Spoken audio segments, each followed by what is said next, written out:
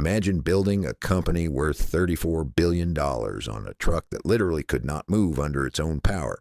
No engine, no working hydrogen fuel cell, just a prop, a shell of metal and ambition, parked on a hill and rolled downward while cameras rolled. That video was shown to investors, journalists, and the world as proof that Nikola was the future of transportation, and people believed it.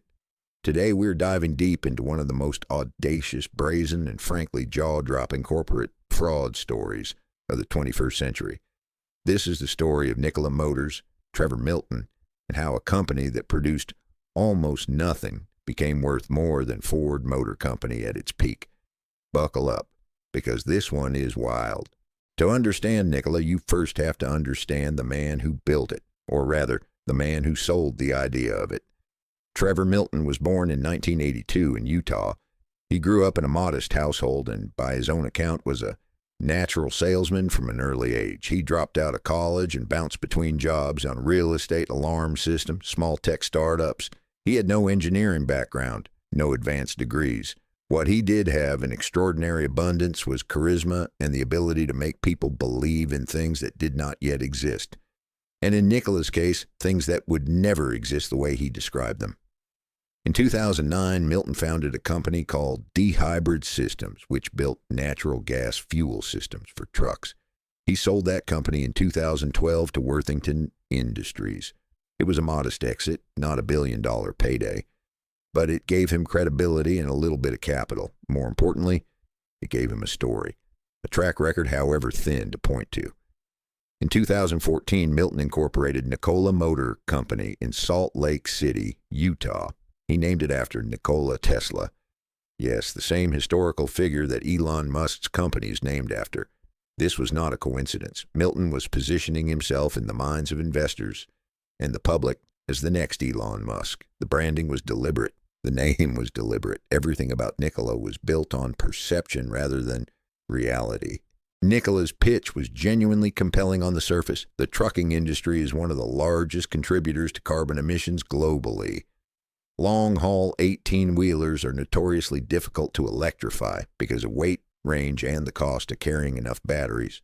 Hydrogen fuel cell technology was presented as the solution.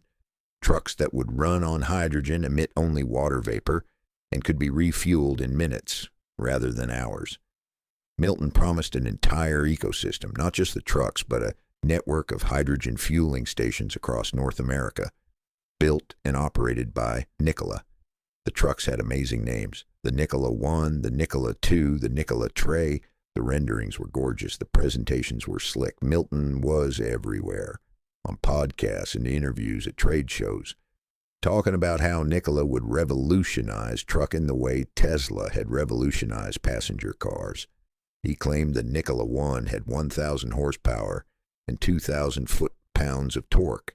He claimed it could travel 1,200 miles on a single tank of hydrogen. He claimed the truck was in working prototype phase. He claimed in a 2016 video that would later become extremely important in a courtroom that the Nikola 1 was, quote, fully functioning. It was not. Let's talk about that video. In 2016, Nikola released a promotional video called Nikola 1 in Motion.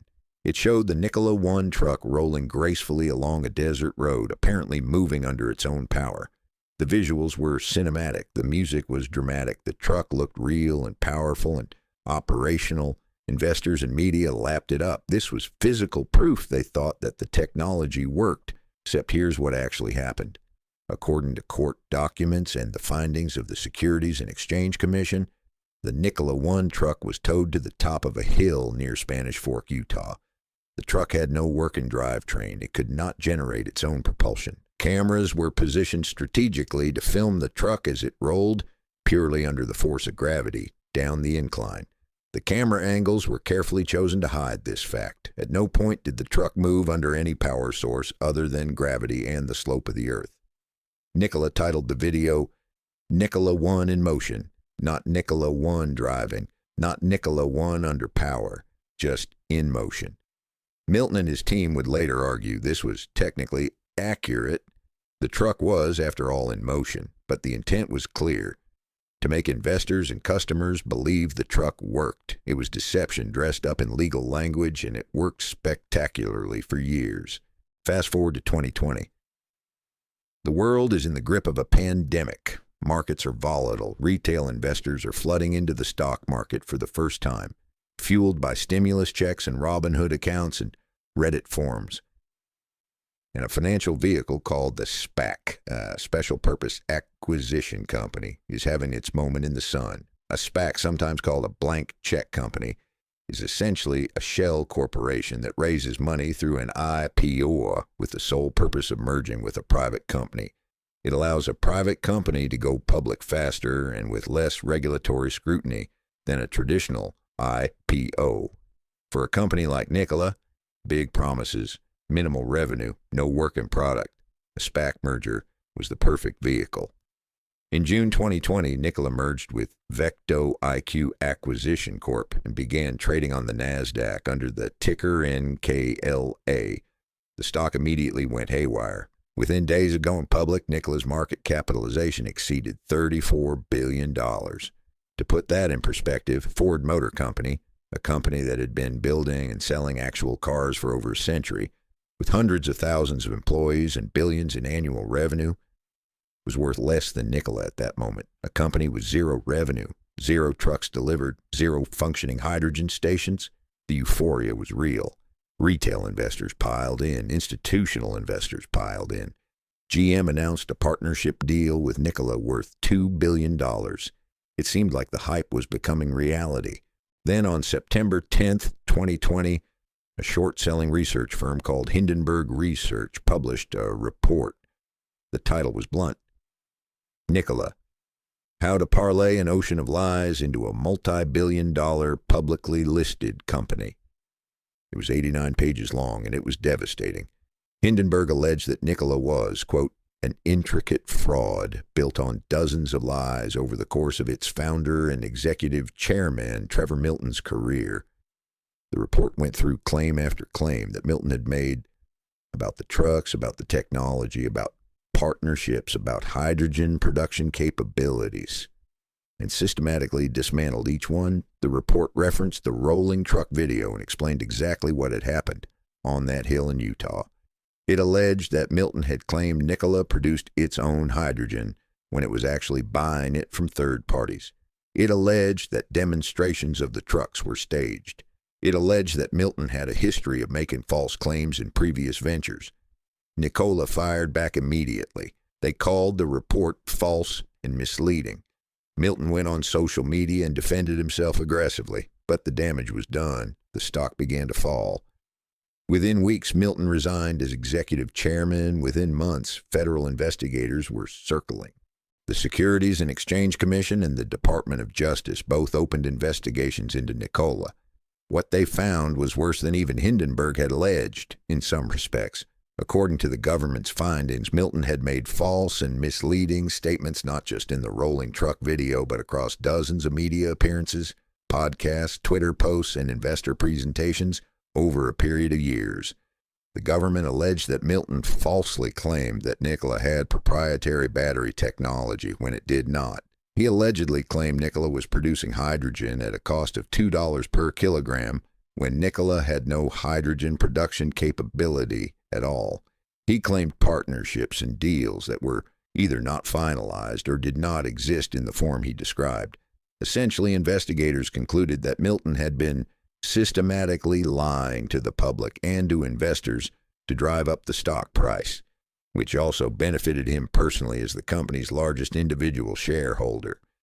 In July 2021, Trevor Milton was indicted on 3 counts of fraud, 2 counts of wire fraud, and 1 count of securities fraud. It was a federal indictment, meaning if convicted on all counts, he faced potentially decades in prison. Milton's trial began in September 2022 in federal court in Manhattan.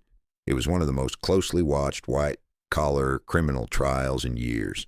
The prosecution presented a mountain of evidence, texts, emails, social media posts, video clips, and witness testimony, painting a picture of a systematic and deliberate campaign of deception. Former Nikola employees testified against Milton. They described an internal culture where Milton made promises and claims that engineers knew were impossible or years away from reality. One former employee described Milton telling him to make the Nikola 1 appear functional for a demonstration when the truck was nowhere near operational. Engineers reportedly raised concerns internally about the gap between what Milton was telling the public and what was actually happening in the engineering department. Those concerns were dismissed or ignored. Milton's defense argued that he was an entrepreneur with an admittedly big vision, that some of his statements were aspirational rather than fraudulent, and that he genuinely believed in the technology even if the execution had not caught up. His lawyers pointed to the legitimate work being done by Nikola's engineers and argued that investors in early-stage companies understand that promises of future technology come with risk. The jury did not buy it. On October 14, 2022, Trevor Milton was found guilty on all 3 counts of fraud. He was convicted of 2 counts of wire fraud affecting a financial institution and 1 count of securities fraud. Sentencing was set for a later date. In December 2023, Trevor Milton was sentenced to 4 years in federal prison. Prosecutors had asked for 11 years. The judge, citing various factors, including Milton's charitable activities and personal history, sentenced him to the lower term. Milton was also ordered to pay $268 million in restitution to victims, the investors who had lost money based on his fraudulent claims. Milton appealed the conviction. His legal team continued to fight, arguing procedural issues and challenging elements of the verdict. As of the time of this video, the legal battle is ongoing. Meanwhile, what happened to Nikola, the company? Here's the interesting thing. Nikola did not immediately collapse. After Milton's departure, the company brought in new leadership and attempted to actually build the trucks he had promised. They did deliver some Nikola Tre battery electric trucks to customers. They attempted to develop hydrogen fueling infrastructure, but the road was brutal. The stock, which had peaked around $66 per share in June 2020, collapsed into penny stock territory. The company has faced ongoing financial difficulties and questions about its viability. GM quietly walked away from its partnership deal with Nikola after reassessing the situation. The $2 billion deal evaporated. Nikola had to restructure and significantly scale back its ambitions. So what do we take away from all of this? What does the Nikola story teach us? First, it teaches us about the SPAC problem. The SPAC mechanism, while not inherently fraudulent, creates conditions that favor bad actors. Traditional IPOs require extensive audited financials, detailed prospectuses, and significant regulatory scrutiny before a company can access public markets. SPACs allow companies to make forward-looking projections in their merger documents that would not be permitted in a traditional IPO prospectus. This creates a loophole that fraudsters can and do exploit. After the SPAC bubble of 2020 and 2021, regulators have been tightening rules around SPACs, partly as a direct response to cases like Nikola. Second, it teaches us about the cult of the entrepreneur. We live in a culture that worships founders. Elon Musk, Steve Jobs, Jeff Bezos. These figures have become almost mythological in our cultural imagination. The lone genius who sees what no one else can see and bends reality to their will. This worship creates dangerous blind spots. When Trevor Milton invoked Nikola Tesla's name and positioned himself as the next Elon Musk, investors and media were primed to believe. The narrative was so compelling that people did not ask hard enough questions. They wanted the story to be true. Third, it teaches us about the responsibility of financial media. Many journalists and podcasters and financial commentators platform figures like Milton without doing adequate due diligence. The promotional interviews that Milton gave across years of media appearances were softball sessions, admiring questions about his vision rather than hard questions about his technology. A little more skepticism, a little more basic journalism might have caught some of these inconsistencies earlier. Fourth, and perhaps most importantly, it teaches us about the nature of fraud in the modern age. Nikola's fraud was not conducted in dark rooms with paper ledgers. It was conducted in public, on Twitter, on YouTube, in podcast studios. The brazenness is almost incomprehensible. Milton was not hiding his claims. He was amplifying them, repeating them, broadcasting them to as many people as possible. And for years, no one with institutional power called him on it.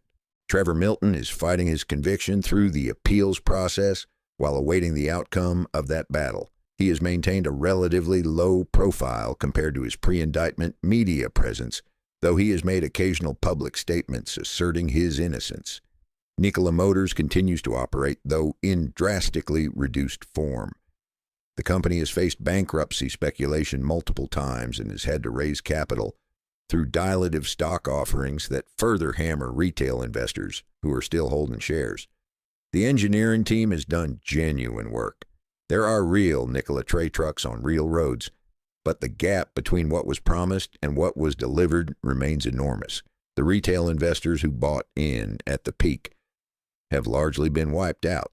Some were sophisticated enough to get out early. Many were not. Forum posts from Reddit and other communities in 2020 and 2021 are filled with ordinary people, 20-somethings putting in their savings, people who believed in the green energy vision, losing enormous percentages of their investments. Hindenburg Research, the short seller that broke the story, profited from its short position in Nikola stock. This is worth noting. Short sellers are often vilified as market manipulators, but in the case of Nikola, they did the investigative work that regulators and media should have done. Their financial incentive aligned with exposing the truth, and the truth was exposed.